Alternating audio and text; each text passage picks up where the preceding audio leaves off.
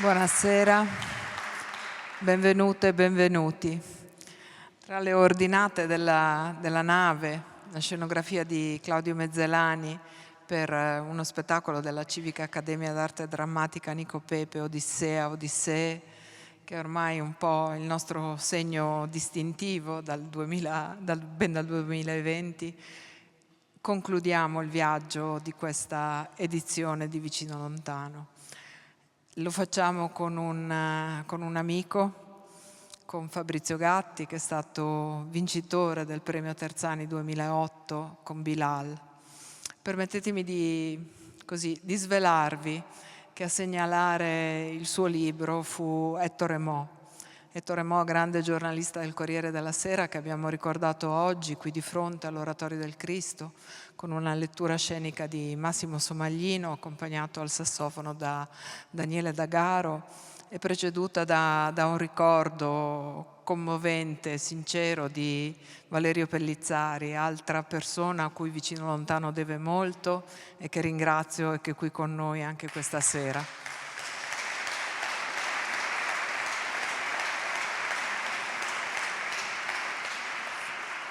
Vi ricordo anche che dopo l'intervento di Fabrizio Gatti ci sarà un momento di musica qui fuori all'Oratorio del Cristo con un concerto di Ivan Moda offerto da lui e dalla sua band per il 20° compleanno del festival. Ma veniamo a Fabrizio Gatti, lo conoscete, direttore editoriale di Today.it. Le sue inchieste col Corriere della Sera, con l'Espresso, i suoi libri hanno vinto numerosi premi internazionali, ma a noi è particolarmente caro per il premio Terzani, che ha aperto gli occhi di tutti noi sulla questione della migrazione. E Chi abiterà l'Italia dopo di noi è il titolo del suo intervento e a lui lascio la parola. Grazie Fabrizio per essere qui con noi. Grazie, buonasera, grazie. Siete tantissimi, grazie. Ma aumentiamo il suono. 3, 2, 1, ancora. Ecco, grazie. Io vorrei indirizzare questo applauso a Ettore Mo. Ancora una volta. E anche a un altro giornalista che quando ero bambino ha accompagnato i miei sogni, Luca Goldoni, che è scomparso qualche giorno prima di Ettore Mo.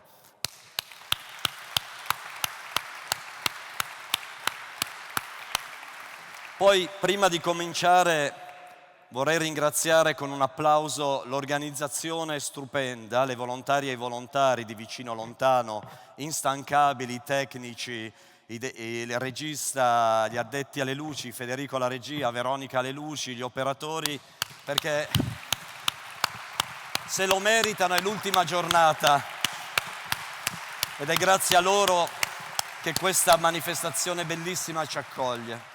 E poi, prima di cominciare, non vorrei dimenticare i genitori di Giulio Regeni e vorrei dare loro, dal Friuli, un sostegno alla loro ricerca di verità.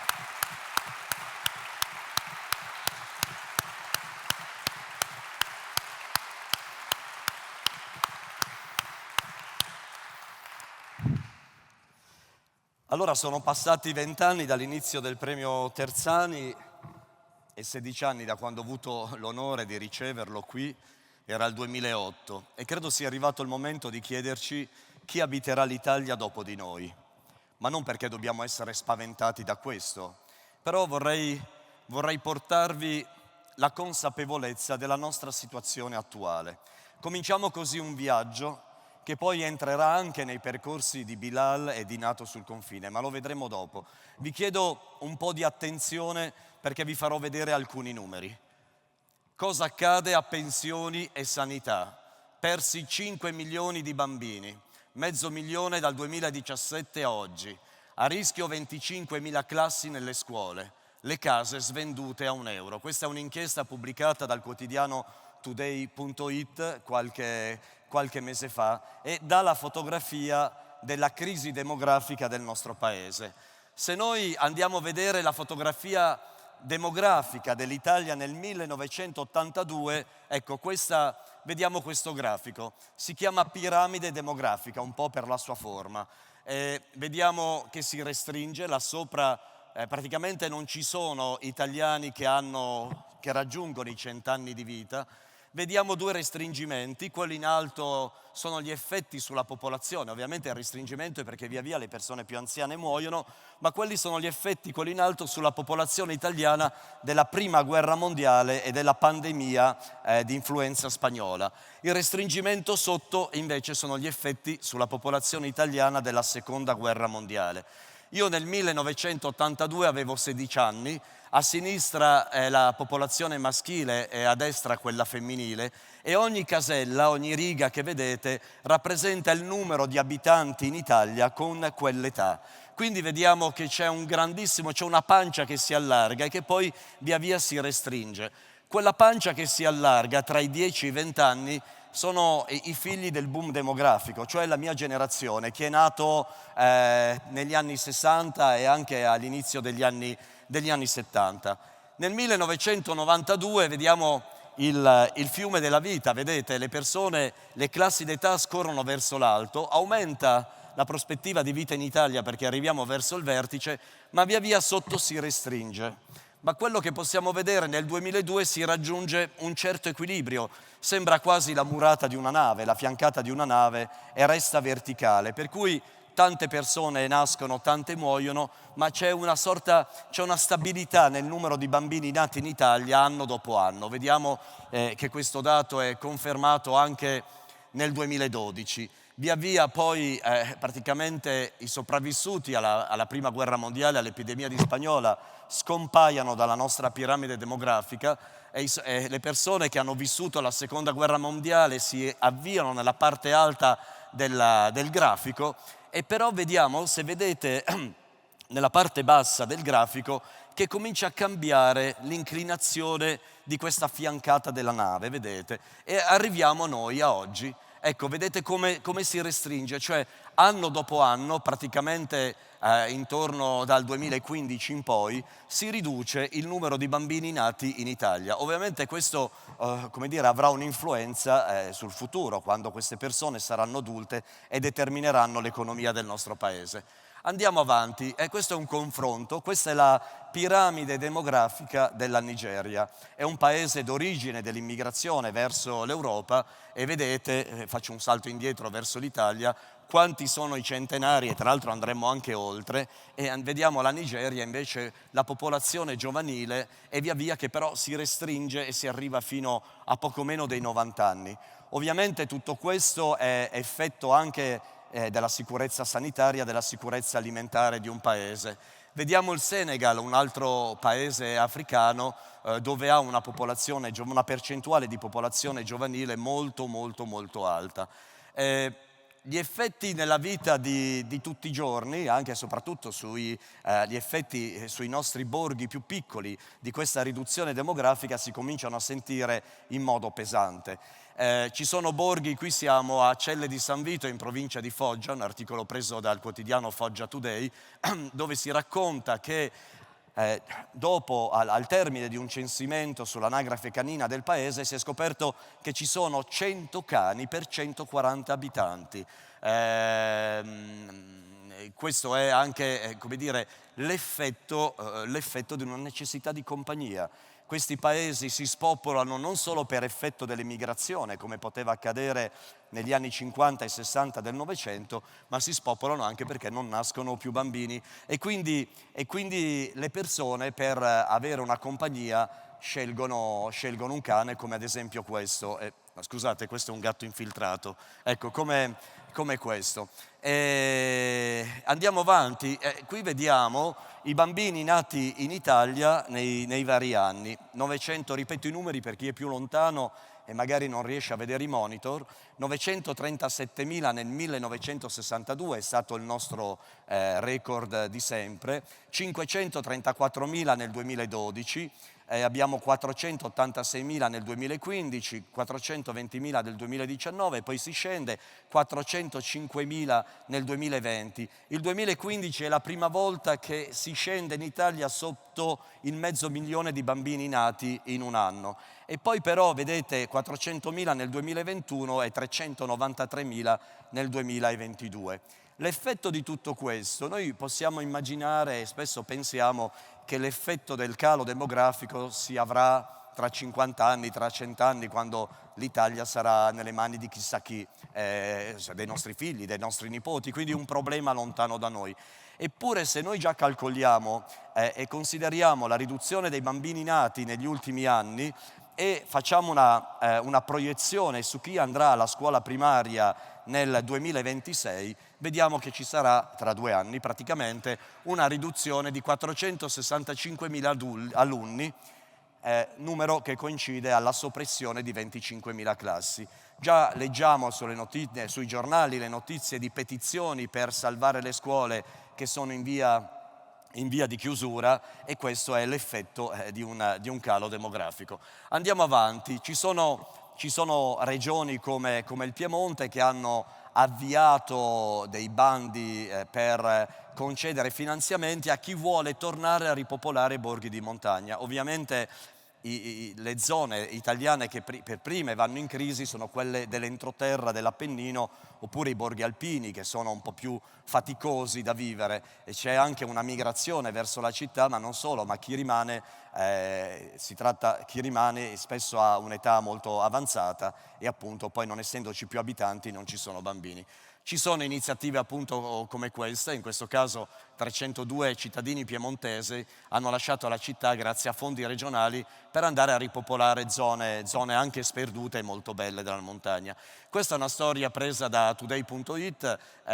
Silvia, cresciuta a Piacenza, ha studiato, ha finito gli studi, d'estate per mantenersi andava a lavorare nel pastificio del paese d'origine dei suoi nonni, in Valnure, nell'Appennino, e quando la proprietaria del pastificio ha cessato l'attività per ragioni anagrafiche, Silvia ha preso in mano l'attività ed era molto felice, perché questa diventa anche una sfida personale che fa ripopolare i luoghi. Spesso spariscono dai borghi, la prima a sparire può essere la banca, poi magari il medico, poi addirittura i negozi di alimentari, il distributore di benzina, e bisogna viaggiare chilometri anche semplicemente per fare la spesa, oppure i negozi di alimentari, i commercianti organizzano una vendita ambulante itinerante per i vari paesi. Qui invece siamo nel sud, in Puglia, dove è stata un'associazione avviato un'attività per insegnare agli abitanti dei borghi che si spopolano quella che è stata chiamata la restanza, cioè la capacità a resistere allo spopolamento. Quindi sono corsi essenzialmente di economia per avviare progetti turistici, visite guidate e varie attività che possono portare turisti, o non solo turisti, anche attività di approfondimento, attività scolastica, attività ecologico-ambientale, per portare comunque persone nei luoghi che si stanno spopolando. Un anno fa si è riunita a Roma una conferenza che ha affrontato il tema demografico e che è stata un po' pomposamente chiamata, appunto, sono stati chiamati gli Stati Generali della Natalità. Ci sono stati anche, questo vertice è anche recente, in questi giorni. Io ho preso spunto da quanto era stato pubblicato da Today.it l'anno scorso, perché il governo aveva dato come risposta alla denatalità un'impronta precisa, e cioè quella della difesa della famiglia tradizionale. Cosa vuol dire? Vuol dire che ci sono un uomo e una donna, possibilmente sposati, magari sposati anche in chiesa, con un rito religioso, che comunque avranno dei bambini, e questi bambini saranno la difesa del paese, la difesa di quel termine, di quel concetto usato spesso in campagna elettorale, che è quello dell'italianità.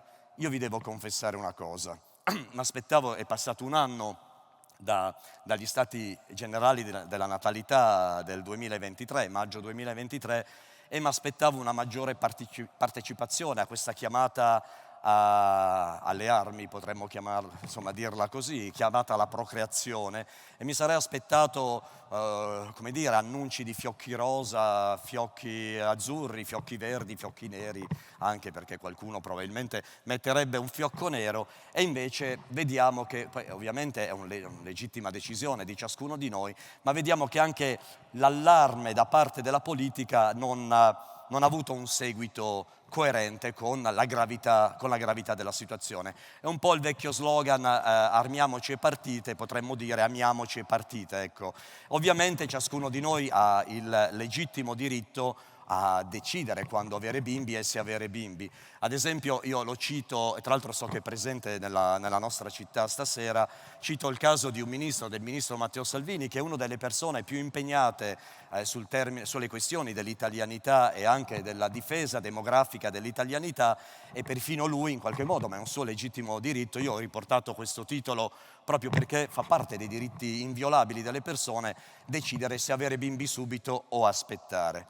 Ovviamente ci sono milioni di persone che si trovano in situazioni che non danno la possibilità di aspettare, o perché le loro città sono state travolte dalle guerre, o perché la situazione economica dei loro paesi non permette loro di avere un futuro nel luogo in cui sono nati. Guardate bene questa fotografia e immaginate di essere a bordo di questo camion, e vi vorrei portare in questo momento sulla rotta di Bilal.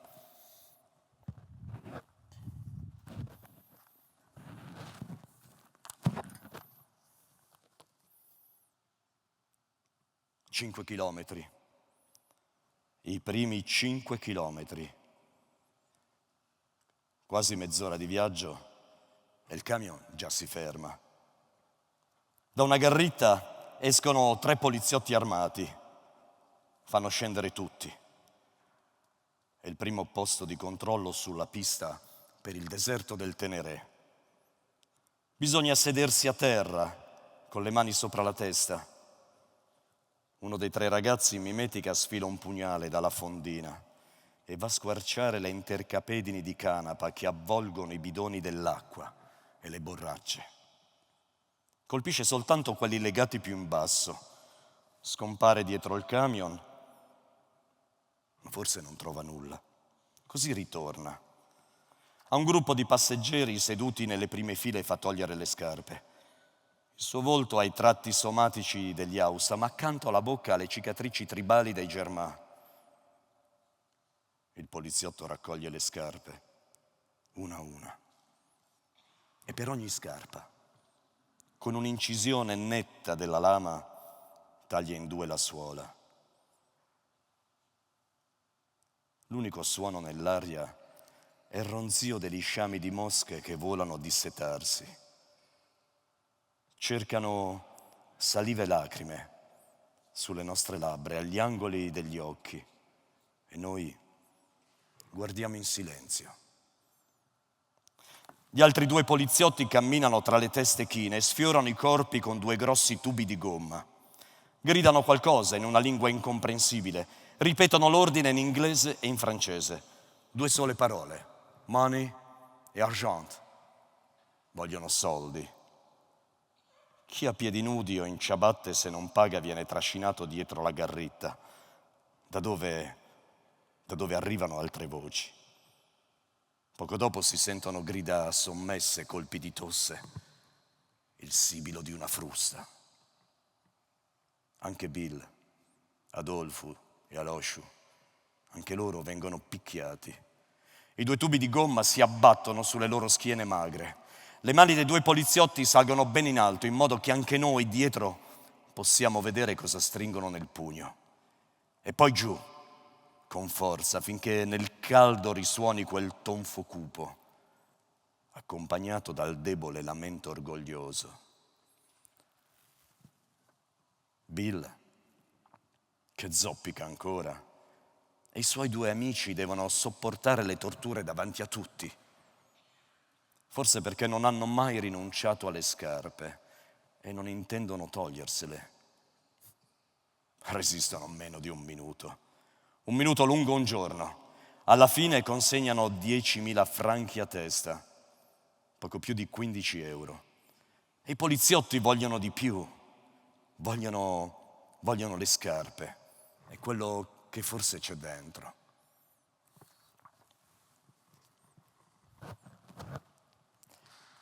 Era successo questo anche a un mio compagno di viaggio. Si erano convinti che avesse i soldi tra il suo piede e la suola. E il pugnale serve a questo. Viene piantato nella suola e se la persona urla vuol dire che non hai soldi. Se la persona non urla vuol dire che probabilmente c'è un'intercapedine, c'è qualcosa. E quindi le scarpe vengono tolte e finiscono qua, al mercato. Qui siamo ad Agadez, che è l'ultima città prima della traversata del deserto. Queste sono scarpe rapinate dai militari ai posti di controllo, oppure vendute dai tanti viaggiatori che devono rascimolare soldi e molti partono con un trolley pieno di bagagli, pieno di vestiti, quello che hanno, pensando di venderli, ma siccome ci sono così tanti vestiti, così tante scarpe, così tante camicie, così tanti pantaloni, ebbene, quando si arriva sul bordo del deserto, tutta questa merce non vale più nulla. Vi chiedo però adesso di tornare a noi, torniamo in Italia e seguiamo quel filo che avevamo lasciato. Ecco, questo grafico ci dà l'andamento delle nascite, è la traccia blu, e l'andamento dei morti in Italia.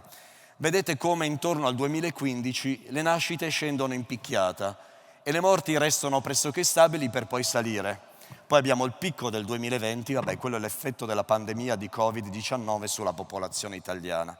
È normale che invecchiando la popolazione aumenti il numero dei morti, ovvio, perché aumenta il numero di persone anziane. Ma questo rapporto porterà in futuro, è un futuro che vi voglio far vedere, che non stiamo parlando di dopodomani, ma quasi di domani, ma siamo già alla sera per arrivare al giorno dopo. Ebbene, questa diminuzione avrà un effetto sul sistema sanitario, ovviamente, perché mancando lavoratori mancheranno contributi, parlo del sistema sanitario pubblico, avranno un effetto sul sistema pensionistico, perché appunto mancando lavoratori mancheranno contributi per le pensioni e quindi probabilmente la mia generazione andrà in pensione sempre più tardi e forse non andrà in pensione mai, vedremo cosa accadrà. Ma andiamo avanti. Il ministro all'economia Giancarlo Giorgetti ha dato un termine e un fatto che equivale a una catastrofe, e cioè l'allarme è questo: se non si mette mano all'andamento demografico attuale in Italia, nel 2042 rischiamo di perdere il 18% del prodotto interno lordo, cioè di tutto quanto viene prodotto in Italia. Il 18% in meno equivale a una catastrofe, è una catastrofe, equivale a una guerra. E tra l'altro probabilmente negli anni successivi andrà perfino peggio. Ma io vi invito a pensare che non succederà che il 31 dicembre del 2041 saremo alla situazione attuale e poi l'indomani avremo il meno 18% di PIL. È una progressione lenta verso cui si sta andando. Torno indietro per dirvi un'altra cosa. Vi ricordate prima quando, come rimedio, gli italiani venivano invitati a fare più figli, anche se poi appunto la politica non ha dato dimostrazione di urgenza? Ebbene, immaginiamo che anche noi qui, questa sera, tutte le persone in età fertile, in grado di procreare, tornino a casa e decidano di aderire a questo allarme nazionale per difendere l'italianità. E quindi immaginiamo di concepire tutti dei bambini questa sera. Saranno bambini che ovviamente, siccome abbiamo visto, si è accelerato tutto, no? Il lavoro con la tecnologia, il mondo digitale, la rivoluzione digitale, la biologia non è comprimibile e i tempi di gestazione sono rimasti gli stessi. E quindi i bambini concepiti nel 2024 nasceranno ovviamente nel 2025. Ora riflettiamo un attimo all'età che avranno i bambini concepiti oggi nel 2042, quando viene indicato questo punto di non ritorno. Avranno 17 anni.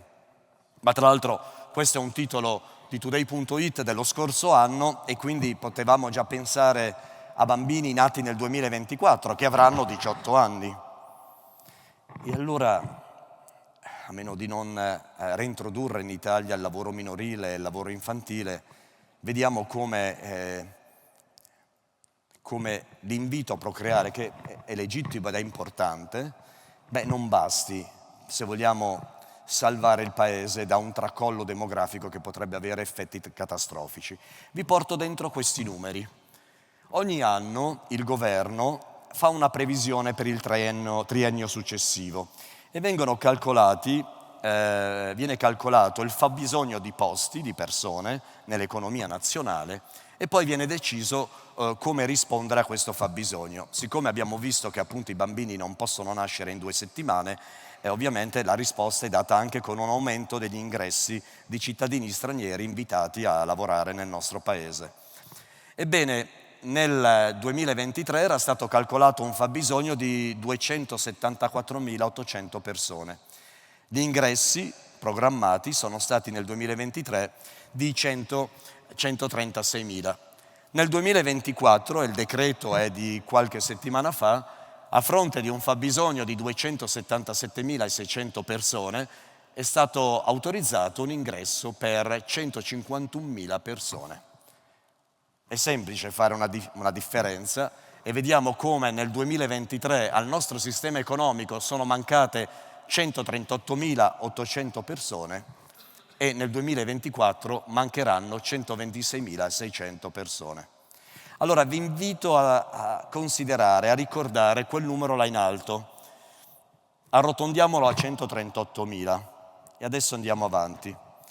Questo è il numero di persone entrate illegalmente in Italia negli ultimi anni. Nel 2021 erano state un po' più di 67.000, nel 2022 105.000, nel 2023 arrotondiamo 158.000. Sono le persone entrate nel nostro paese illegalmente, senza un'adeguata formazione al lavoro, alla lingua. Molto spesso lo sappiamo, le persone che arrivano non hanno fatto corsi di studio o se non altro non hanno fatto corsi di studio compatibili con le esigenze del nostro paese o le esigenze europee. Ma non solo, nell'ultimo anno alle persone che arrivano è negata la possibilità di accedere a corsi di formazione, che vuol dire corso di lingua, corso di avviamento al lavoro o a un corso scolastico, fin tanto che non avranno il riconoscimento di un diritto di protezione nel nostro paese, un permesso di soggiorno a tempo indeterminato. Questa è una scelta politica che sta spingendo migliaia di persone a essere abbandonate al loro destino. Noi a Udine le vediamo apparire vicino alle stazioni, ma questo accade un po' in molte località italiane. Spesso poi le persone si sentono, non avendo attività per sostenersi, si dedicano poi a reati, spesso anche violenti, creando paura nella popolazione e anche rabbia e sconcerto. E spesso questa rabbia e sconcerto è un circolo vizioso che va a alimentare il consenso anche nei confronti di scelte che hanno privato molte persone della possibilità di formarsi, di imparare una lingua nell'attesa di ottenere un permesso a tempo indeterminato. Ovviamente le casse, il bilancio dello Stato è in condizioni disastrose e ovviamente si tentano anche dei tagli in questo, però se forse c'è un settore sul quale vale la pena investire potrebbe essere questo e vi spiego perché. Se noi arrotondiamo quel numero, 158.000, che sono, vi ripeto, gli ingressi irregolari dello scorso anno, e lo confrontiamo con quel 138.000, che sono le persone mancanti, se la nostra politica fosse stata in grado di fare incontrare il fabbisogno con le persone in arrivo, noi avremmo ridotto l'immigrazione irregolare nel 2023 a 20.000 persone. C'è un dato che per un paese di quasi 60 milioni di abitanti è un dato strutturale, non ci dovrebbe preoccupare più di tanto. Ovviamente io non sto dicendo, questa però è una mia opinione personale che l'ho scritta molto spesso negli editoriali su Today.it, non sto dicendo e non penso che l'apertura totale delle frontiere senza alcun controllo possa essere la soluzione. Le frontiere, i confini vanno gestiti e vanno gestiti con anche accordi di gemellaggio scolastico, universitario, formativo e magari anche l'insegnamento della lingua italiana in modo che poi magari ci saranno delle persone che hanno desiderio di venire in Italia e potranno entrare regolarmente attraverso l'aeroporto e magari andare direttamente a lavorare già preparata o quantomeno già in grado di parlare italiano, andare a lavorare nelle nostre imprese. Questo non accade, io non so se voi avete modo di vedere in giro quanta ricerca di personale c'è e via via andrà sempre peggio. Vi parlavo di gemellaggi, è un passaggio fondamentale perché abbiamo visto la fame oppure le guerre spingono le persone a partire senza dar loro la possibilità di aspettare e spesso si parte senza un progetto. Certo che costruire dei percorsi protetti, dei percorsi legali, darebbe la possibilità di avere persone preparate e però questi percorsi vanno appunto costruiti. Allora, questo è l'elenco delle prime nazionalità delle persone arrivate illegalmente in Italia nel 2024. Ora, vedete, c'è una serie di paesi, sono i primi 10. Se escludiamo Tunisia e Egitto, che spesso sono meta di visite di politici italiani che hanno l'intento di ridurre l'immigrazione o di firmare accordi di respingimento e di rimpatrio, bene o male negli altri paesi vediamo che non c'è questa attività così assidua, cioè praticamente è inesistente l'attività di visite, di contatti, di costruzione di ponti diplomatici che possano portare alla costruzione di percorsi guidati, di percorsi educativi, formativi e così via. È vero che ci sono associazioni straordinarie che fanno attività in alcuni di questi luoghi citati da questa classifica, ma ovviamente se poi i governi non adeguano e non danno la possibilità di ingressi legali siamo da capo.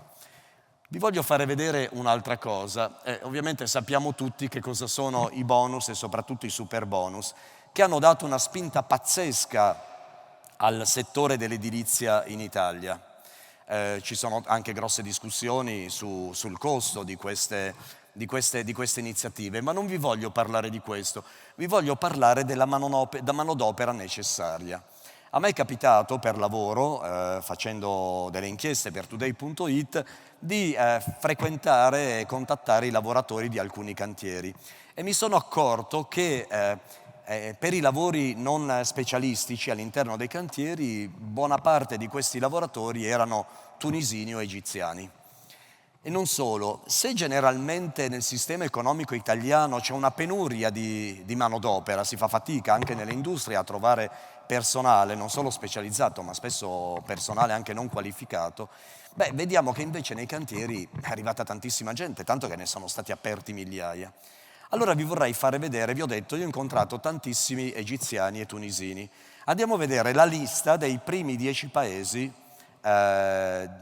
da cui sono arrivate le persone entrate in Italia illegalmente l'anno prima, nel 2022. Vedete in testa ci sono Egitto e Tunisia.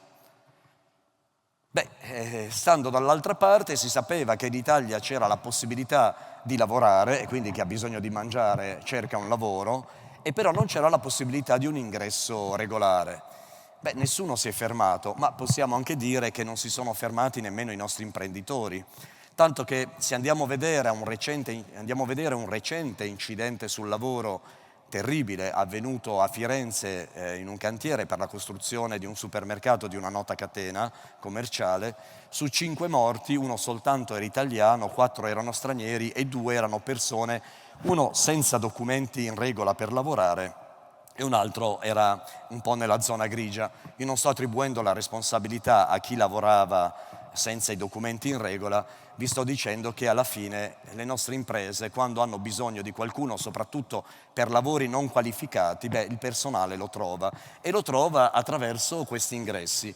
Io avevo scritto su Today.it nel 2022 questo editoriale che sottolineava questo aspetto. Se noi avessimo fatto entrare regolarmente quei lavoratori, ovviamente richiede lavoro, bisogna andare nei luoghi d'origine, bisogna allargare i canali diplomatici, ma stiamo parlando di Egitto e Tunisia, non stiamo parlando di Marte, sono paesi con cui abbiamo rapporti diplomatici continui.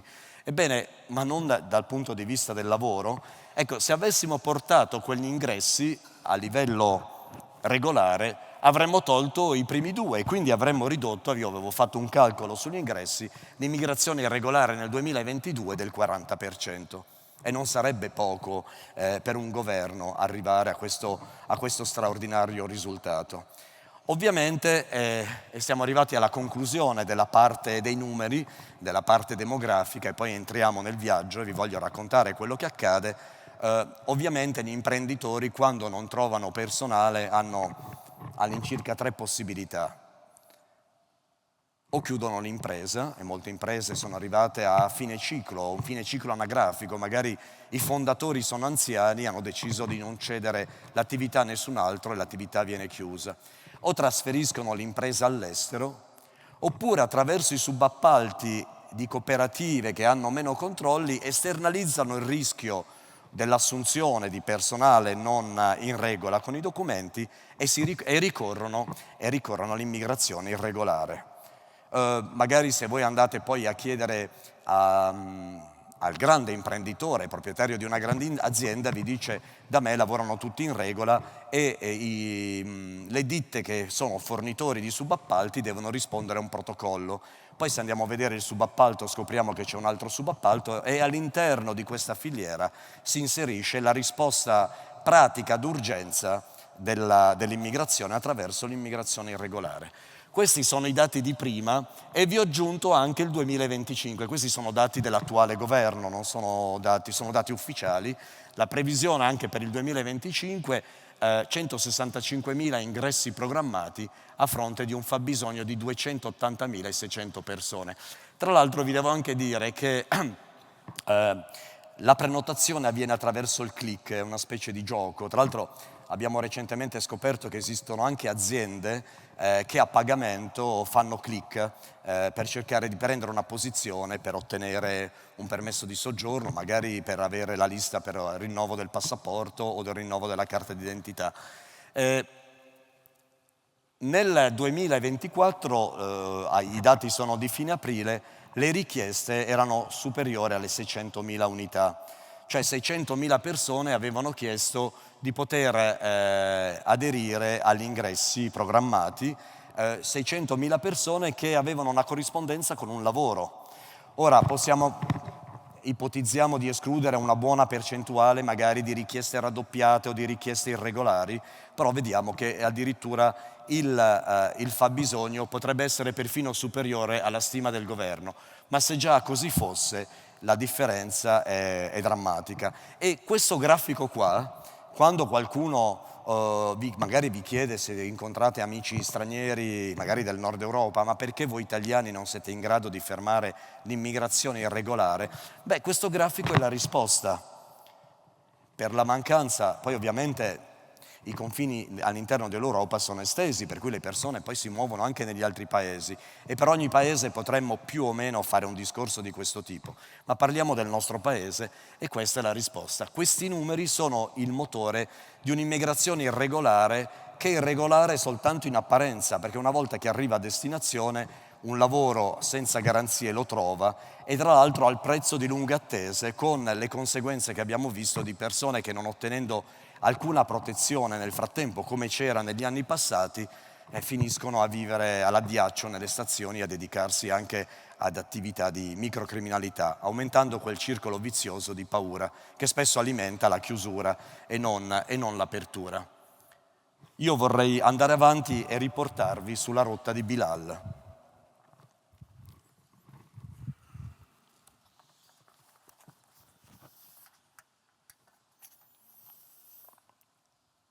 Qualcuno era già senza acqua, noi ne avevamo pochissima, eravamo in 50, i contrabbandieri di sigarette non caricano molti passeggeri, hanno paura che possano mutinarsi e rapinare camion e carico. Daniel aveva freddo, stava già male, si è ammalato di irkù. A un certo punto mi dice: "Hey brother, keep on moving, don't stop." Era il suo motto, ti ricordi? Ehi fratello, continua a muoverti, non ti fermare. È l'ultima cosa che mi ha detto. Per 3 ore non ha più parlato. La mattina era ancora buio. Mi ha guardato. ed è morto. Ho gridato all'autista, non voleva fermarsi. Gli ho detto che stavo per distruggere il camion. Si è fermato. L'autista mi ha aiutato a scavare la fossa. Eravamo in mezzo alla sabbia. Altri 4 come noi erano disperati perché erano senza acqua. Hanno detto che loro sapevano come cercarla e si sono allontanati a piedi. Quando hai sete, diventi matto. Ho visto uno di loro bere sabbia da un bicchiere. Io però non so bene cosa sia successo dopo, ero sconvolto. Abbiamo ricoperto Daniel e l'autista è voluto ripartire senza aspettare che i 4 tornassero. Una donna che era con loro lo supplicava, piangeva. Eravamo fuori da qualsiasi rotta.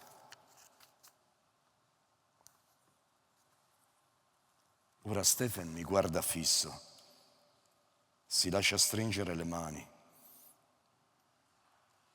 Noi africani siamo molto individualisti quando siamo in difficoltà.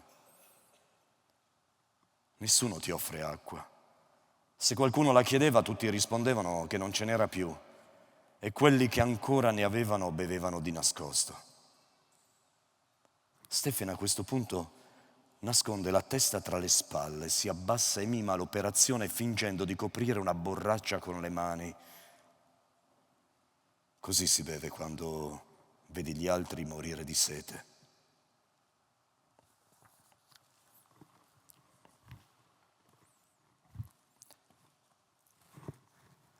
L'assurdità è che tutto questo sarebbe evitabile, l'abbiamo visto. Si tratterebbe di lavorare di più con i rapporti bilaterali, con gli stati d'origine, o quantomeno sceglierne alcuni e stringere dei rapporti solidi con sostenendo la loro scuola, le loro università, la formazione al lavoro. Io devo dire che quando ero partito per fare questo viaggio non ho mai avuto l'ambizione di cambiare il mondo. Sono un giornalista e non un attivista, non sono un politico. E già informare i lettori, informare le persone è molto molto faticoso. Non avrei però mai immaginato che avremmo percorso la strada opposta rispetto a quella che non era soltanto una condivisione dei diritti, era una necessità, così come lo è oggi. Per fare questo viaggio io mi ero un po' camuffato.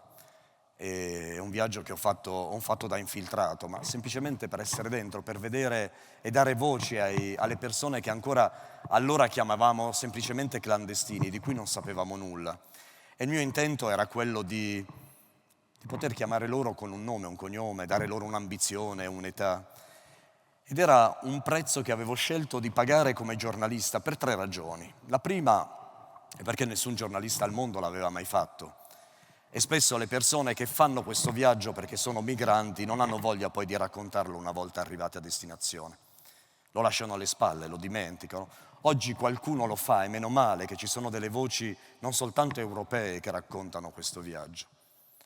La seconda perché, essendo figlio di un'emigrante friulana della nostra bellissima regione, mi ha sempre incuriosito fin da ragazzo il momento esatto, lo spartiacque, il momento in cui una persona si rende conto che il luogo in cui è nata non sarà più il luogo del suo futuro, come è successo a mia madre, come è successo a milioni e milioni di italiani, dal Friuli, dal Veneto, dalle montagne, dalle Alpi, anche dalla Lombardia fino all'Ottocento e poi dal sud. Pensate che senza una migrazione interna non ci sarebbe stato il miracolo economico, no? Quella panciona che avete visto della popolazione italiana nel 1982, quella era la protagonista del miracolo economico, che è avvenuto però in 3 regioni, il triangolo industriale, Milano, Torino, Genova. Sembra preistoria oggi, però era così, ma se non ci fosse stata immigrazione interna, questo miracolo non ci sarebbe stato.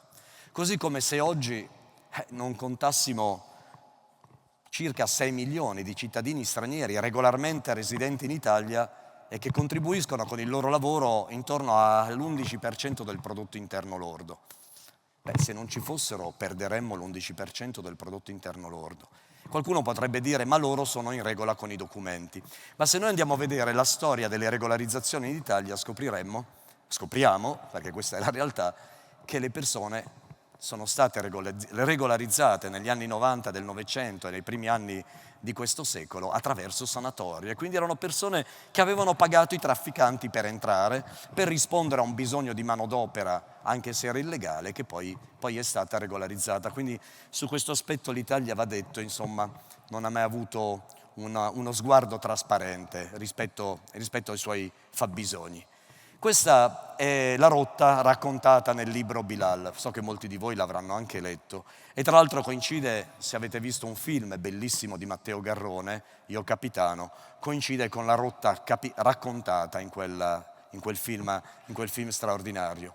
Io ero partito da Dakar, in Senegal, e avevo attraversato il Senegal, il Mali, il Niger, andando verso nord, seguendo la rotta che porta al Mediterraneo centrale. E avevo scelto di partire dopo un grandissimo naufragio, il primo colossale naufragio, dopo quelli che avevamo avuto nel sud del mare Mediterraneo con i viaggi dall'Albania verso l'Italia, un grande naufragio davanti alle isole di Kerkena, in Tunisia. Io allora lavoravo al Corriere della Sera e il direttore Stefano Folli mi chiese come avremmo potuto raccontare in un modo diverso rispetto agli altri giornali quello che stava accadendo. Secondo me la risposta che ancora mancava era perché le persone quando arrivano in riva al mare salgono a bordo di barche che sono destinate ad affondare. Lo si vede che sono barche sovraccariche, vecchie, magari con i buchi nello scafo. Poi lo vedremo con Nato sul confine, poi cosa accade. E così nacque l'idea di fare questo viaggio, ma non è stato facile partire. Ho impiegato 4 mesi a mettere insieme le informazioni necessarie e le ho trovate in un libro del 1845 pubblicato da un geografo tedesco, Heinrich Barth.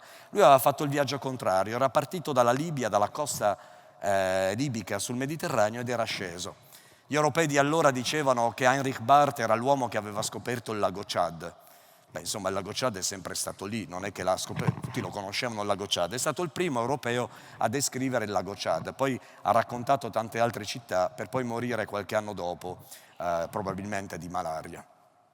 E io, trovando le informazioni di Heinrich Barth, lui aveva seguito la rotta di un grande viaggiatore arabo, Ibn Battuta, che 500 anni prima aveva percorso le stesse rotte indicando i luoghi dove c'era l'acqua. E Heinrich Barth scriveva che era stupefatto, era sorpreso dal fatto che dopo 500 anni i luoghi erano esattamente lì, l'acqua era ancora lì, i pozzi erano lì. E quindi io avevo fatto questa semplice deduzione: se i pozzi erano lì 500 anni dopo a Ibn Battuta, saranno lì anche 150 anni dopo a Heinrich Barth.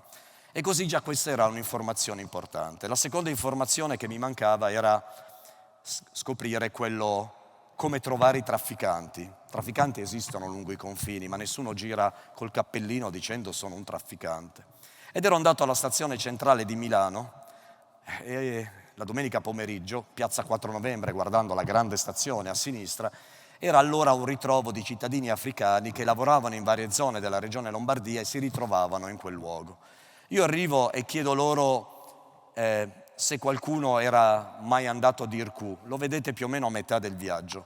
E nella carta geografica Dirqu era un puntino. E io mi ero reso conto che, essendo in mezzo al deserto, quella doveva essere più o meno l'oasi dei pirati, un luogo terribile. E infatti l'ho visto poi 2 volte ed è stato così.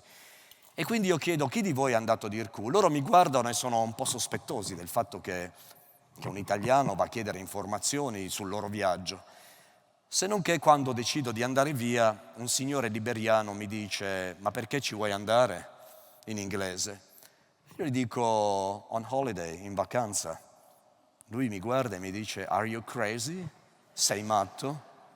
E da lì io capisco che è il momento buono. Avevo in mano una carta geografica del Sahara, la apro e la distendo sul cofano di un'auto e sono stato circondato da decine di dita che per la prima volta rivedevano il loro viaggio, perché ovviamente chi viaggia e deve perfino vendere le scarpe o gli vengono rapinate le scarpe, compresi i soldi che hanno dentro, non ha i soldi per comprarsi poi una carta geografica. E per la prima volta si rivedevano il percorso.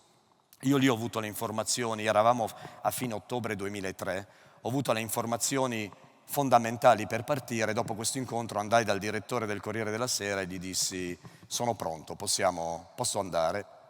La mia partenza era stata dalla stazione della metropolitana di Cascina Gobba a Milano il 6 novembre del 2003. Ma mai avrei pensato che dopo 20 anni, anzi ormai 21 anni, saremmo stati bene o male non al punto di partenza, ma avremmo fatto addirittura dei passi indietro. Vi chiedo un attimo di silenzio ed immaginare di essere su questa rotta.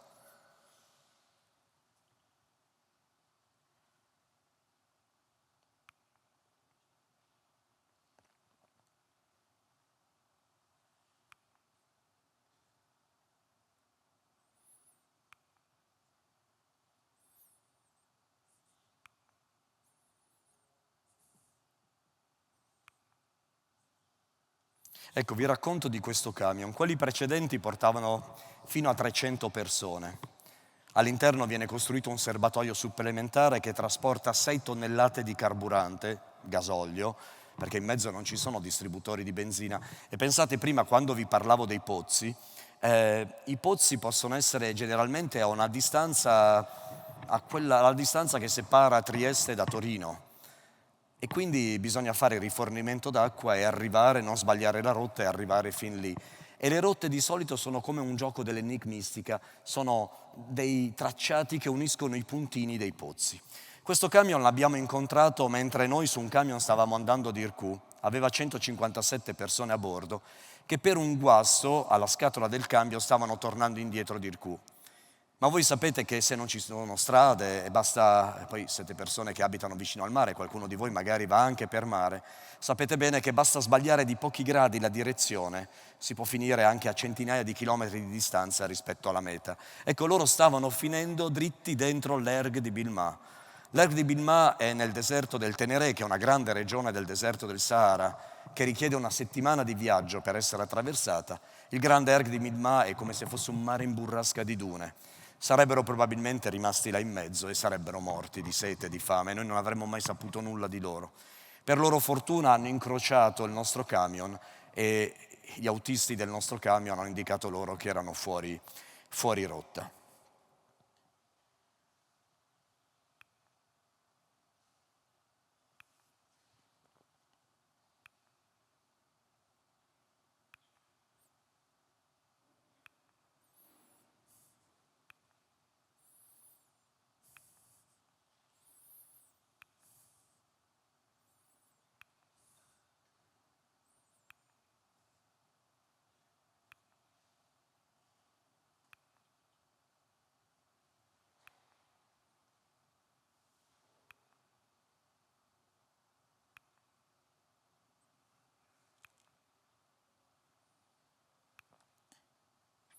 Ora invece vi voglio raccontare di chi parte senza avere nemmeno il tempo di realizzare un progetto. Parte perché deve mettere in salvo i propri figli, la propria famiglia, se stesso. Parte perché la città in cui abita è stata distrutta da una guerra. Parte perché magari l'autorità di quel regime hanno deciso di arruolarlo come spia ed essendo un medico, un pediatra, non può ovviamente prendere parte a nessuna guerra, soprattutto se al pronto soccorso voleva curare tutti i feriti, qualunque appartenenza avessero, e invece era costretto a lasciare morire quelli della fazione opposta e proprio per questo era stato più volte minacciato. Sto parlando del papà di Mabruk, che è il bimbo che è protagonista del libro, che il mio libro è uscito lo scorso anno, Nato sul confine, che un po' era il capitolo mancante di Bilal, visto che la mia traversata su un barcone per fortuna era fallita sotto costa e avevo rinunciato a raccontare quella parte del viaggio. Nato sul confine.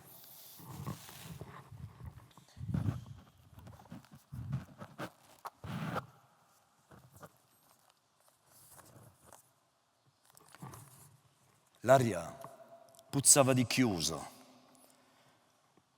La stoffa del cappuccio era così spessa che non filtrava neanche un po' di luce. Anche respirare era faticoso. Papà ha sentito intorno a sé aprire e chiudere una porta metallica e dentro quella nuova stanza lo hanno fatto sedere.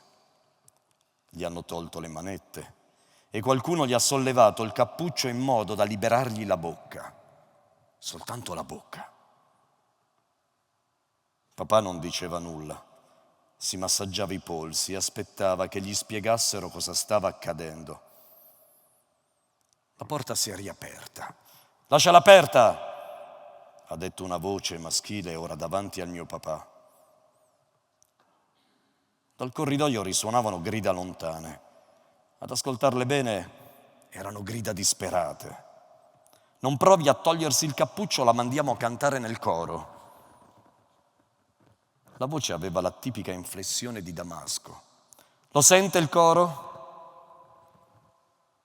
Era chiaro che si riferiva alle grida. Papà ha mosso appena la testa incappucciata per rispondere di sì. «Adesso non ci serve che lei canti nel coro, ci serve soltanto un piccolo favore. A proposito, come l'hanno trattata all'ospedale dei bambini?» La voce accendeva il ricordo di un volto, capelli rasati, barba ben fatta e 2 baffetti identici a quelli del presidente siriano. Quel pomeriggio mi avete detto che l'ospedale dei bambini era zona militare, io non ci sono andato, ha spiegato papà. «Questo lo stiamo verificando», ha replicato la voce. «Se mi lasciate prendere il telefono dalla macchina, può verificare che ho curato civili e ho sempre fatto riferimento all'ospedale Al-Kindi», ha continuato il mio papà. «Il suo telefono ce l'abbiamo noi, stiamo verificando anche questo, e anche perché il suo viaggio da Homs ad Aleppo è durato così a lungo. Ho evitato la strada più breve per non finire nelle zone controllate dai ribelli. Verificheremo anche questo. A proposito, sua moglie è partita?» ha chiesto a bruciapelo la voce. Papà non ha risposto, perché non sapeva cosa rispondere. Si è subito convinto però che quella domanda nascondesse un messaggio in codice, un suggerimento, un ordine. «Adesso le rimetteranno le manette, la porteranno in un'altra stanza. Lì avrà tutto il tempo che desidera per meditare e ascoltare il nostro coro», lo ha congedato la voce. Papà era finito nelle viscere del Mukhabarat, la polizia segreta. Una volta nella nuova stanza, 2 guardie con i passamontagna verdi gli hanno tolto il cappuccio e liberato i polsi dalle manette. In base ai suoi calcoli è rimasto rinchiuso lì 2 settimane, senza parlare con nessuno. Dormiva per terra, direttamente sul cemento. E una semplice buca serviva da gabinetto. Non gli davano acqua sufficiente per lavarsi e per rimuovere i suoi escrementi. Ogni giorno doveva scegliere se dissetarsi e sopportare il tanfo o lavare appena appena la buca e sopportare la sete. Nella cella la luce rimaneva sempre accesa. Gli portavano da bere e da mangiare una volta al giorno, non tutti i giorni. Gli davano una caraffa di acqua e una scodella con riso bollito e 1 o 2 fette di pane. Ma la consegna dei pasti non poteva essere usata come orologio, dato che era piuttosto irregolare. Dalla fame che provava era certo di saltare intere giornate. Aveva però imparato a scandire lo scorrere del tempo attraverso le voci del coro. Per una ragione che papà non era in grado di comprendere, c'era un momento della giornata in cui le torture a quei poveretti erano più intense. Un giorno lo hanno riportato davanti al comandante della pattuglia. Lo hanno interrogato per ore.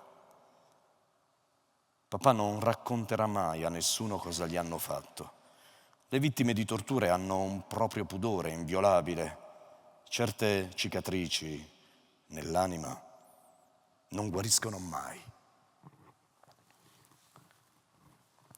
Vi faccio vedere cosa accade durante il viaggio della nave dei bambini.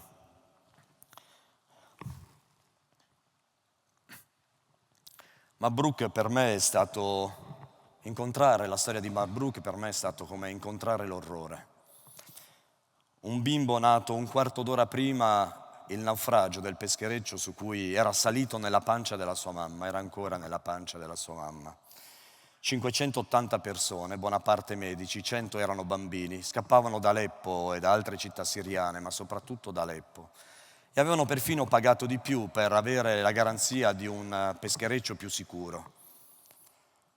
Si mettono in viaggio e poche ore al largo della Libia vengono attaccate da una motovedetta. Sparano dei colpi di Kalashnikov contro lo scafo, alcuni passeggeri restano uccisi, altri feriti.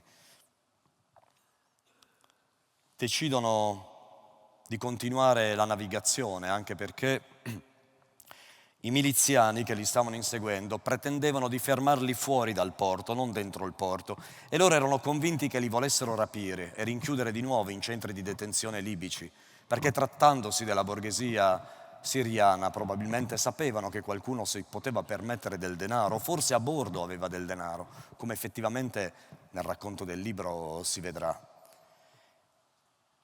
Alle 11 del mattino l'acqua a bordo è talmente alta che lo scafista decide di chiedere aiuto, ma lui non parla inglese, fa una telefonata col telefono satellitare alla Guardia Costiera italiana, alla centrale di controllo di Roma, ma parla poco italiano, parla poco inglese e nella centrale non parlano arabo e quindi alla fine non si capiscono. Però poi chiede a bordo se c'è qualcuno che sa parlare inglese e risponde il dottor Hadid.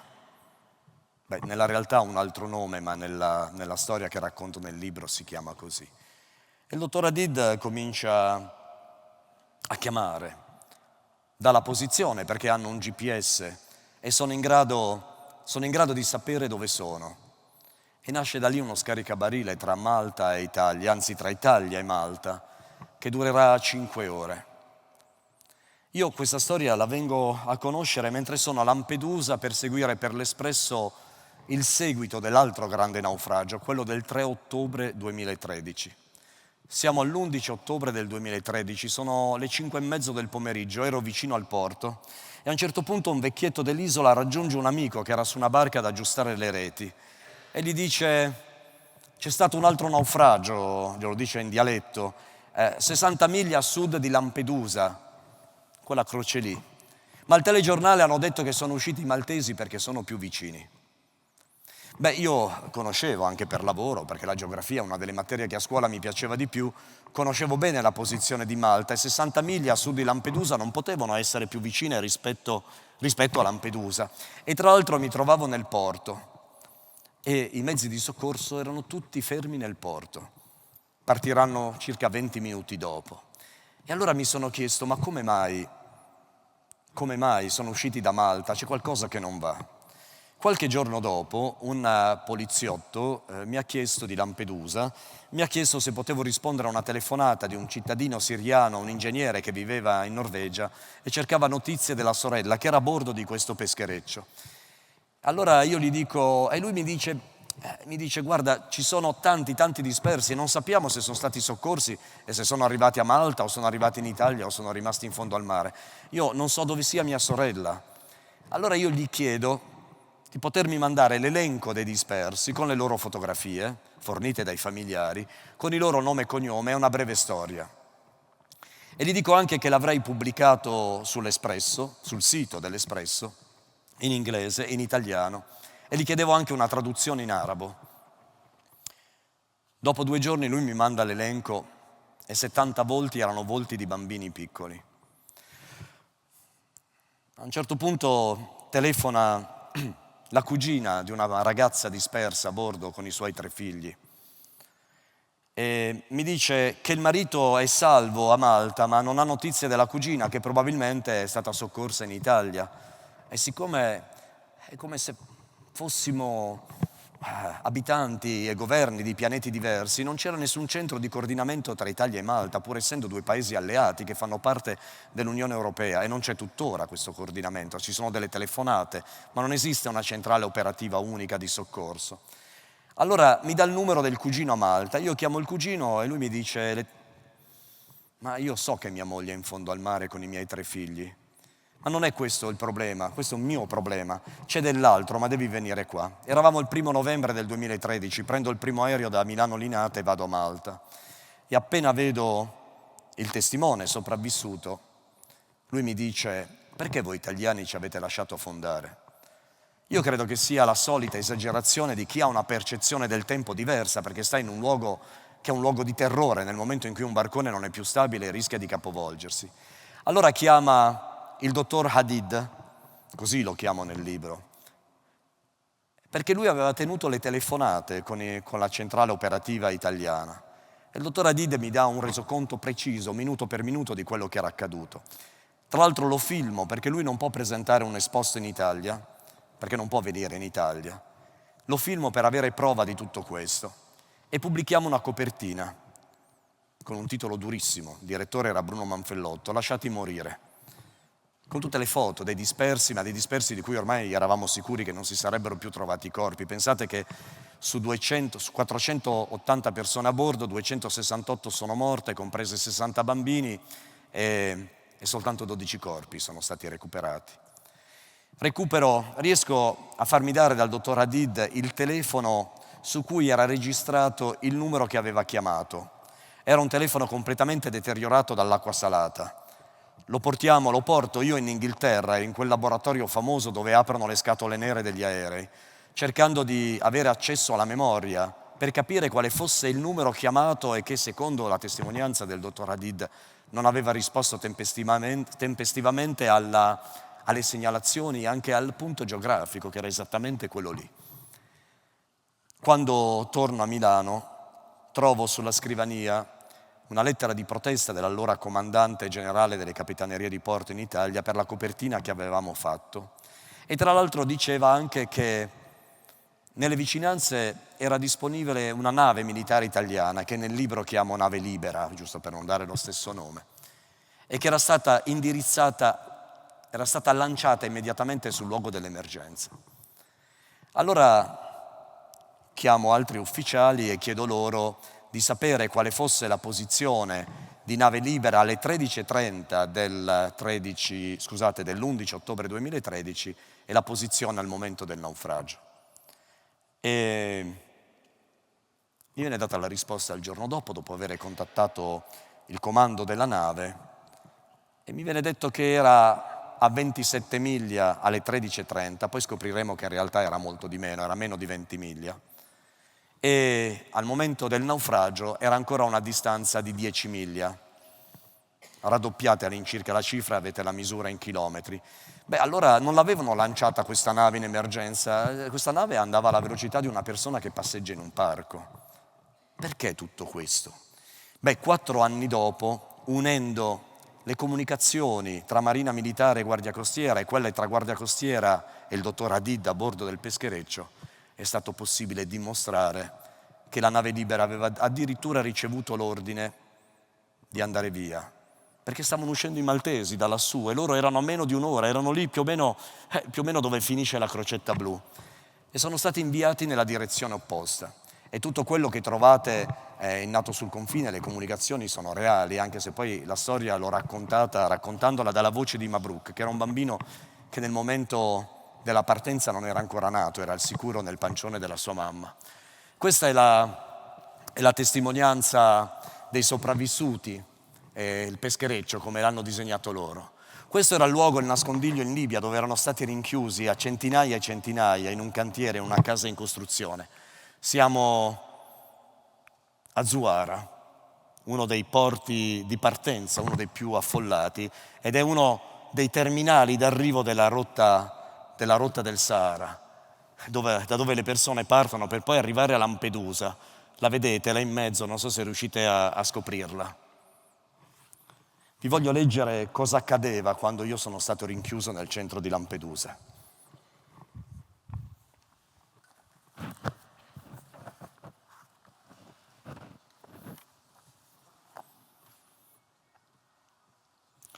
Il 6° giorno dentro la gabbia di Lampedusa è un mercoledì. L'Ashara, la chiamata a sedersi di mezzogiorno, è una parata fascista.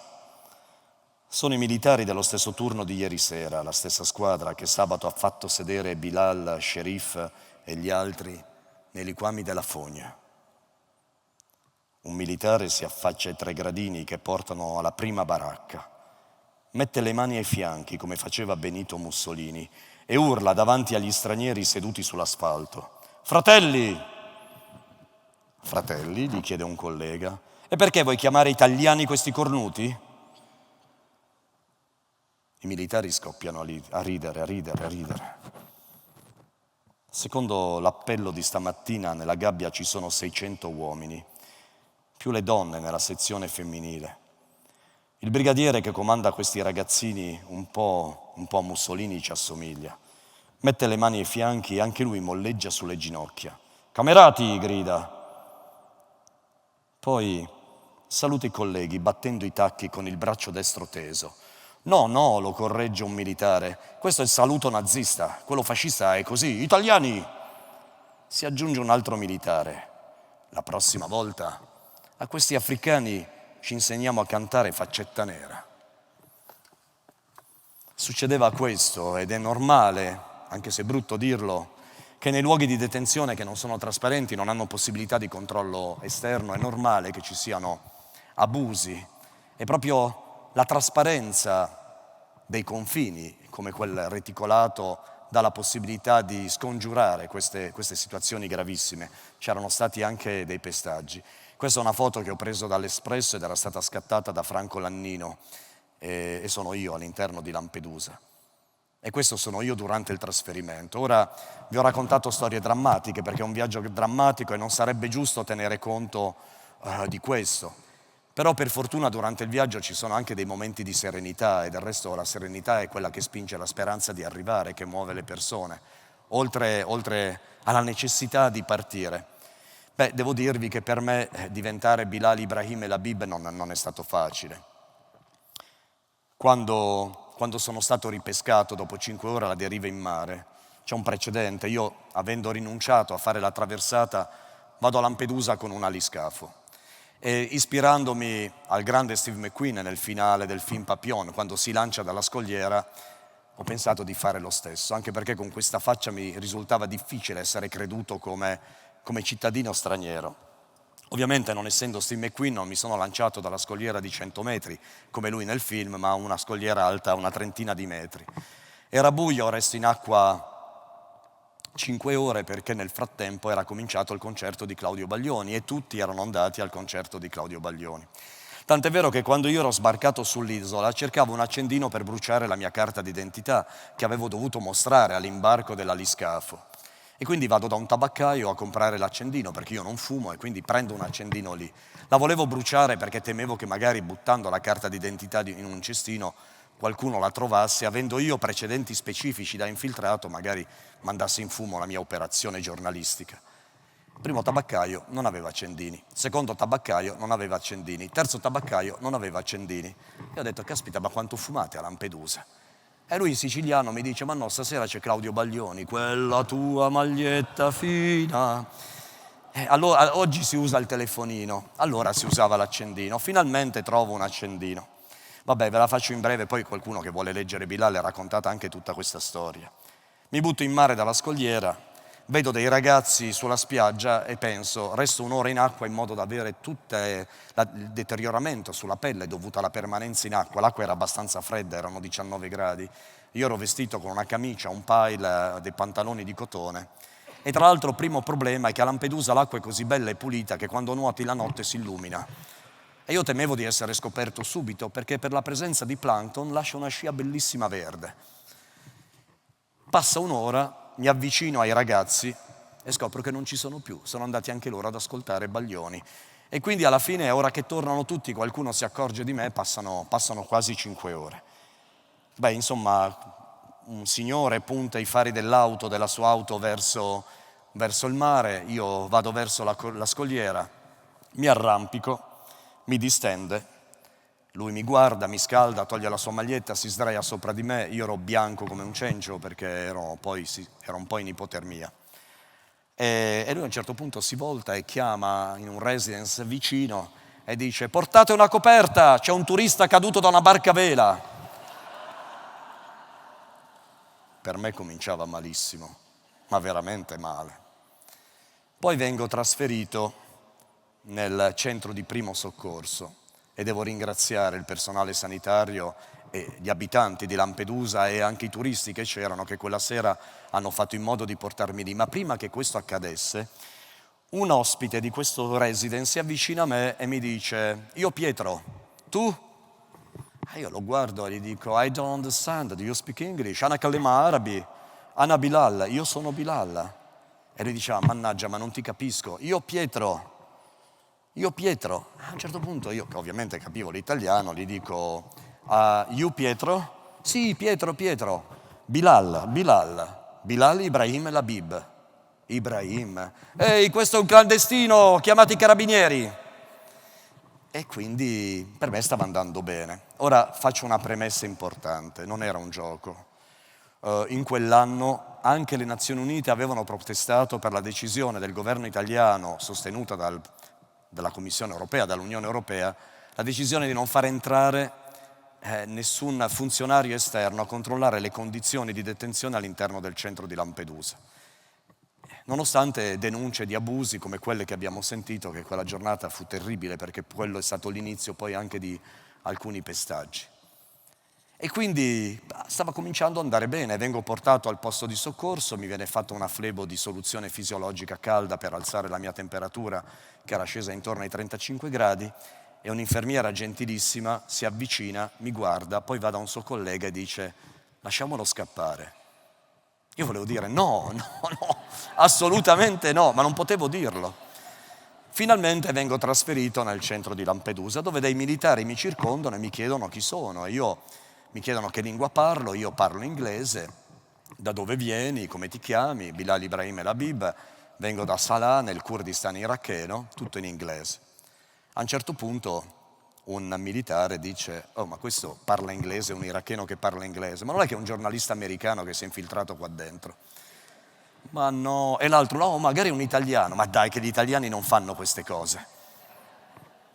La mattina successiva vedo di fronte a me due paia di anfibi, di due persone, ovviamente tenevo sempre gli occhi abbassati, ero stato messo a dormire per terra su un materasso di fronte alle latrine, c'erano tante mosche, faceva caldo anche, eravamo al finire, anzi era l'inizio dell'autunno, era fine settembre, e erano degli agenti di polizia che poi si comportarono anche molto bene con me, e però uno di questi andò dall'altra parte e disse: ma chi è quello che dorme lì? Dice: quello è un iracheno che hanno pescato in mare stanotte. Iracheno quello, ma tiene una faccia da milanese. Ed era vero. E infatti ho dovuto poi adattare la mia identità e ho detto: vabbè, se dico papà e mamma iracheni non ci crede nessuno, per cui il papà curdo iracheno e la mamma bosniaca. I bosniaci hanno la carnagione un po' più chiara e così questa cosa mi aiutava. A un certo punto, dopo il controllo delle mie impronte digitali, viene scoperta la mia vera identità. Mi chiamano in ufficio arrabbiatissimi, giustamente, perché io ho inventato una storia incredibile, è arrivato dalla Turchia su una nave grande, una Safina Kebira, poi messo su una nave piccola, una barca piccola che è affondata e a nuoto da solo sono arrivato a Lampedusa. E non ci credono, infatti io avevo dei precedenti specifici, avevo fatto chiudere il centro di detenzione per stranieri di Milano nel 2000 in via Corelli per un'inchiesta simile fatta per il Corriere della Sera, sempre perché avevamo notizie di abusi, ma non veniva data la possibilità a nessuno, neanche agli avvocati in quel periodo, di entrare nel centro. E quindi mi dicono con gli insulti, adesso non alzo la voce perché altrimenti qua rimbomba, ma con tanto di insulti: sappiamo chi sei, abbiamo scoperto chi sei, perché tu non sei iracheno, tu sei romeno. E effettivamente io avevo dato in quell'inchiesta il nome di Roman Ladu, che detto così finisce Perù e ovviamente uno deduce che sia romeno. Per uno sfizio personale, ma soprattutto per evitare che un cittadino romeno vero finisse dei guai per colpa mia, avevo scelto il cognome Ladu dall'elenco telefonico di Nuoro in Sardegna e il nome Roman l'avevo preso in prestito dal cognome di una cara amica che abita a Treviso, che il cognome sarebbe Roman, e quindi Roman Ladu funzionava così. Ovviamente questo era diventato un grosso problema, ma chi è questa persona che è entrata qua dentro? E quindi vengo sottoposto a un terzo interrogatorio. un terzo interrogatorio da parte di un interprete che dice subito: io non parlo inglese, parlo solo italiano, arabo e francese. E allora uno dice: vabbè, sentiamo se questo capisce, parlagli arabo. E l'altro dice: ma non capisce l'arabo, lui vuole parlare inglese perché è romeno. E allora parte questo interrogatorio. Io di arabo purtroppo so soltanto 20 parole, quindi come ti chiami, da dove vieni, come sei arrivato qui, Safina Kebira, la grande nave, insomma fino a qui ci sono arrivato. Poi comincia a fare delle domande che non capisco. E io comincio a rispondere: Inshallah, se Dio vuole, alhamdulillah, grazie a Dio. Andiamo avanti quasi un'ora. E poi mi dice Bolisi interrogation. E io dico Bucra, domani. Fino a quando, per fortuna, i funzionari presenti, spinti dalla voglia di tornare a fare il bis al concerto di Baglioni, che suonava e cantava anche quella sera, dicono: vabbè, ma che cosa dice? Dice di essere interrogato domani. E vabbè, facciamo domani. Ma almeno hai capito se è iracheno o romeno? E l'interprete, che tra l'altro aveva il ruolo preciso di indirizzare le espulsioni delle persone in base al loro accento, dice: è sicuramente iracheno perché l'arabo lo parla benissimo. Io avevo imparato a dire Ana men Iraq, vengo dall'Iraq, ascoltando i discorsi di Saddam Hussein, che è il dittatore di Baghdad che troviamo su YouTube. Ana men Iraq, appunto, vengo dall'Iraq.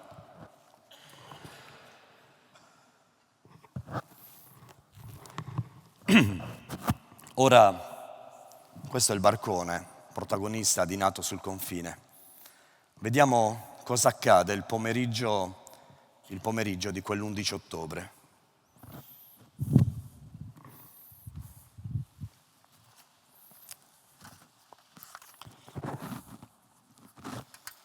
Prima di cominciare la lettura vorrei dedicare questo brano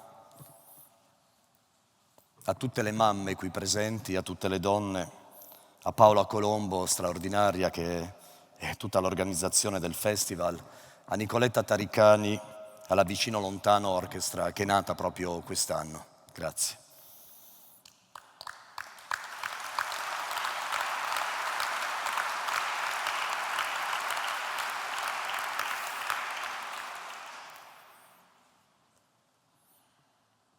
L'orologio luminoso indica le 16:20 quando nella sala operativa della Guardia Costiera Italiana arriva il fax firmato da Mia Caruana.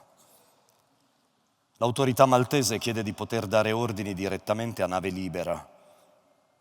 Io, a questo punto, sono troppo impegnato a nascere e non dovrei preoccuparmi della risposta che riguarda anche me. Non ci vorrebbe molto a rispondere sì, si autorizza, anche perché la prima richiesta di soccorso è arrivata a Roma 4 ore fa e il pattugliatore italiano è stato tenuto nascosto nelle vicinanze ad appena un'ora di navigazione. Anche la maggiore Caruana insiste. Passa 8 minuti al telefono, 8 minuti, a cercare di convincere l'ufficiale di servizio della Guardia Costiera Italiana. È la più vicina a questo barcone, capisci? Gli dice Mia Caruana. Il tenente le fa un lungo discorso. La invita addirittura a dirottare una nave cargo, anche se in zona non ce ne sono. Se voi avete bisogno che noi si mandi una nave da guerra per salvare le persone, poi con la nostra nave da guerra noi saremo incaricati di trasferire le persone sulla costa più vicina. Io penso che non sia il modo migliore di operare, sostiene l'ufficiale italiano. E alla fine la risposta, decisa dal comando della Marina Militare, è ancora no.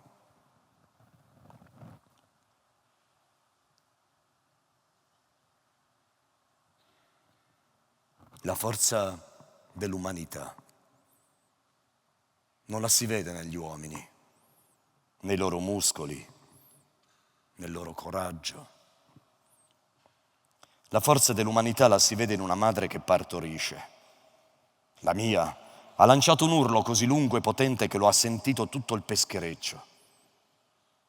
Nella stiva è scoppiato un applauso Ed è risalito su con la notizia della mia nascita fino al dottor Hadid ancora in piedi sul tetto della cabina di comando.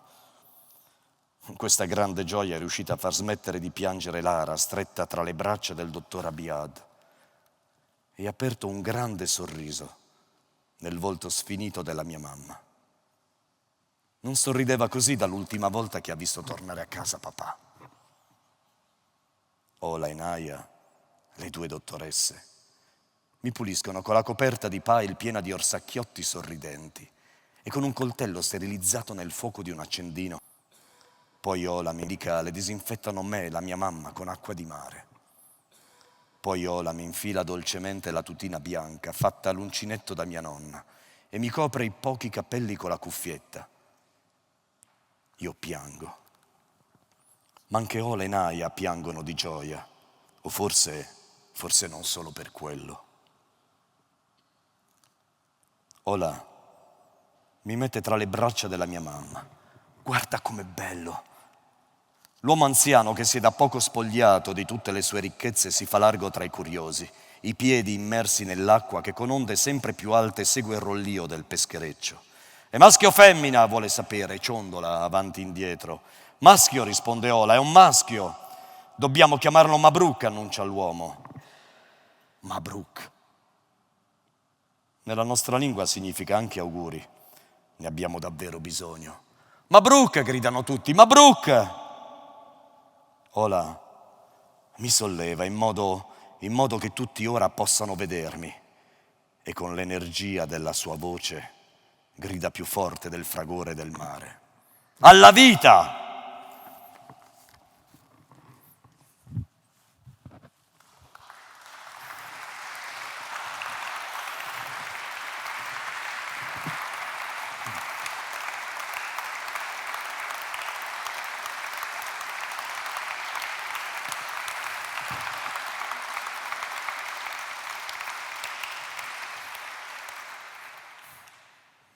Di questi viaggi terribili e di questo viaggio nostro insieme, ricco di emozioni e anche di paure, almeno per me, vorrei lasciarvi come testimonianza una frase. Per me è bellissima, tanto bella che l'ho scritta, l'ho ricopiata in un libro inchiesta che ho pubblicato sulla pandemia, L'infinito errore. In realtà non è una frase mia, appunto, è un dialogo da un film bellissimo di Steven Spielberg, Il ponte delle spie.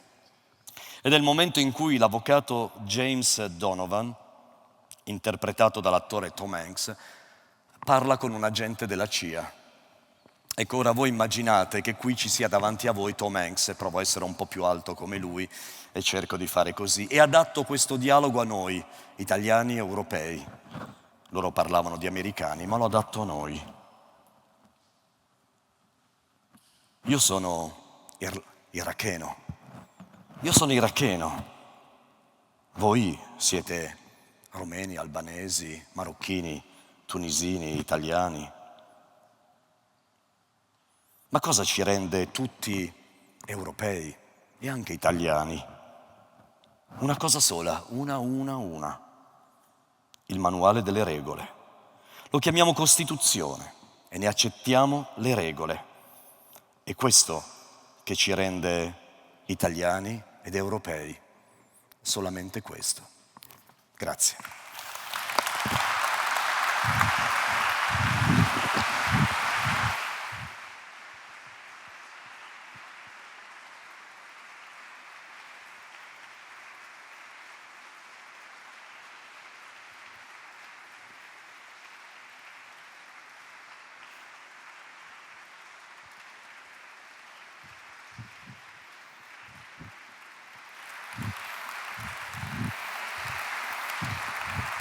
Grazie. Grazie.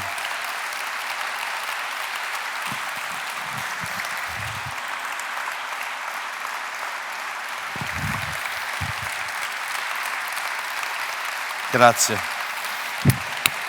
A voi. Paola.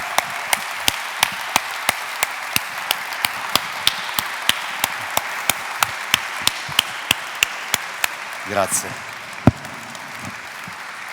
Grazie.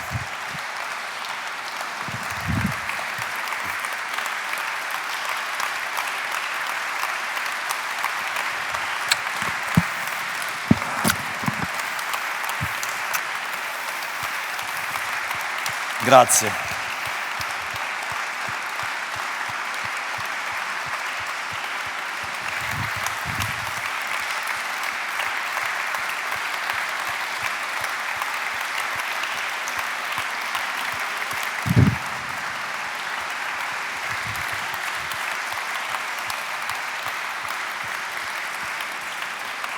Grazie. Se qualcuno ha con sé le copie, mi metto qui per una dedica, ma grazie per la partecipazione e il silenzio che ha accompagnato questo viaggio. Grazie. Vicino e lontano, il Festival del Premio Terzani è un luogo unico che dà tanta energia per continuare a viaggiare tutto il resto dell'anno. Grazie davvero.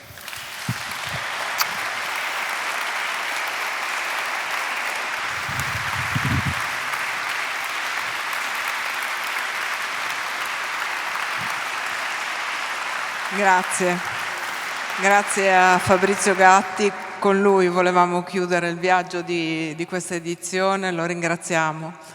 Grazie a tutti voi e a tutte voi che ci avete seguito per queste 6 giornate di festival con passione, partecipazione e attenzione. Vorrei chiamare qui anche, è rimasta senza voce, però vorrei chiamare qui anche Franca Rigoni. Con lei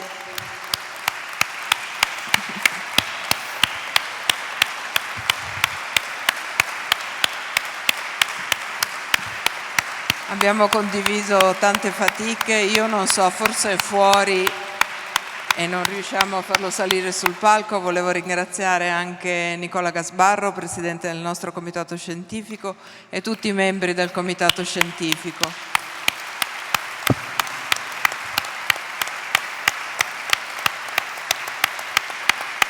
La giuria del Premio Terzani, la giuria del concorso scuole. Ringrazio anche le colleghe, tutte donne, che hanno condiviso con noi tanto lavoro e tanta fatica per costruire il programma. Esther Candotto, Maddalena Franz, Alessandra Bernardis e Laura Paron. Il nostro direttore tecnico Stefano Chiarandini. I tecnici straordinari, fantastici, davvero grazie di cuore. I fotografi, i videooperatori, i social media, l'ufficio stampa, le librerie che curano il bookshop, i responsabili di sala, il personale di sala e i nostri fantastici, appassionati volontari e volontarie. Grazie di cuore a voi tutti. Scusate. E gli amici di Vicino Lontano. Qui di fronte il concerto di Ivan Moda per i 20 anni di Vicino Lontano, che è già iniziato, per fare anche un po' di festa tutti insieme. Grazie. A voi. Grazie.